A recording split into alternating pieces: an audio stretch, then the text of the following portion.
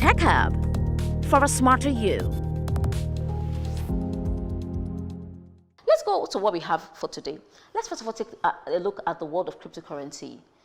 SIBAN, the stakeholders in blockchain technology of Nigeria, did hold a dialogue session. They called it peer-to-peer dialogue session. You know, that's what happens in the decentralized finance.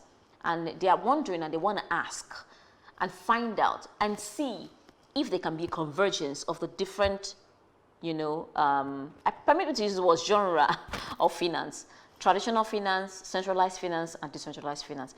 It was a beautiful conversation that I had with them. We had a mathematician who was, or who is in the academia. I mean, I'm so surprised to have seen him there. And he opened our eyes to how mathematics and the academia is very, very much related to cryptocurrency. Here is more on how the conversation went.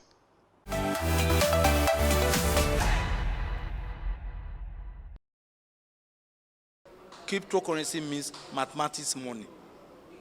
So in Yoruba land, owo isiro, so that it can be interpreted that way to any languages in Nigeria, so that people don't begin to see it as something that Bitcoin, coin, owo, money, bit, that is the digital, in terms of digital bits.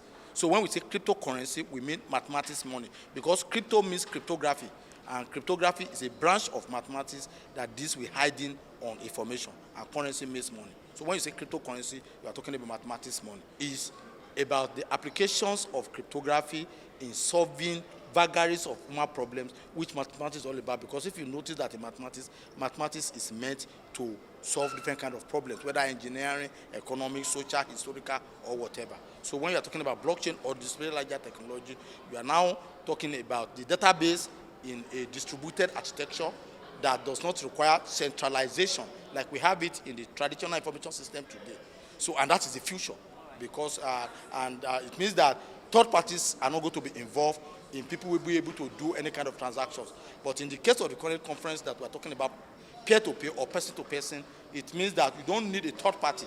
And the two people don't need to know themselves. This is the beauty of the disruptive technology that the blockchain is talking about. You don't really need to know anybody, and it brings about prosperity for a lot of people, and especially those at the lower level of the pyramid. Is a convergence possible? While you are seeing it that government is not supporting it, I can be seeing it that government is supporting it, knowingly or unknowingly. Like I gave the example of the e-naira. Today, how many Nigerians know about digital wallet or e-wallet? To do the e-naira, you know about digital wallet or crypto wallet. But crypto wallet can be used to store other currencies, cryptocurrencies, apart from e-naira itself. Meaning that by Nigerians through regulatory dictate, begin to use e-naira, means that they will understand the use of digital wallet or crypto wallet for other kinds of cryptocurrencies. Well, let me give you a clear examples of these things. Today, we still have our post office. So we can still use our post office, which is regulated. We also have another one in between, like DHL, and that's also regulated, either by NIPOS or by the appropriate agency in that regard. But we also have our email system, Gmail, Yahoo, which all of them occur together. So who talks about whether Gmail or Yahoo is regulated or not regulated, apart from the corporate emails? So if I send you an information, I scan my document today in an email today, both of us agree that, I've sent you information to make use of it. So how many of such is government involved in? The same thing will happen in the crypto space. So there's going to be both e-naira and the decentralized one, the fully decentralized one, because the e-naira is centralized.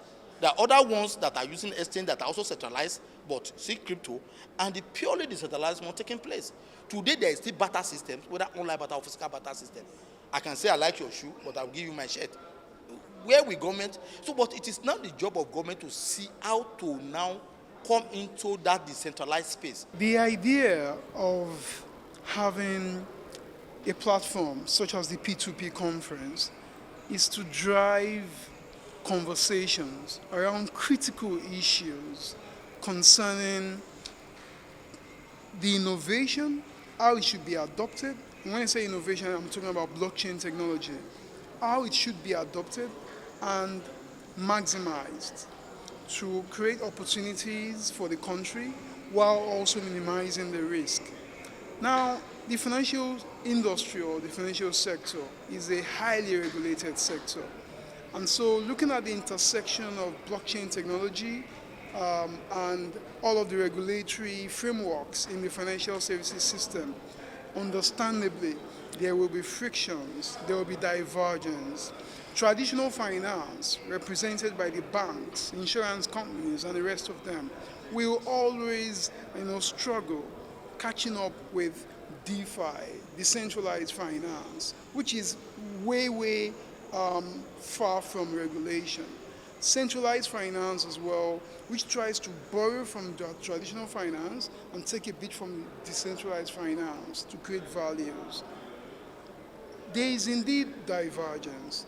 As SIBAN, the Stakeholders in Blockchain Technology Association of Nigeria, as a self-regulatory body in Nigeria's emerging blockchain space, we've taken it upon ourselves to create a platform where we can start looking at those opportunities on the one hand and the risk on the other hand. There's a divergence in terms of regulation, but there is need for convergence.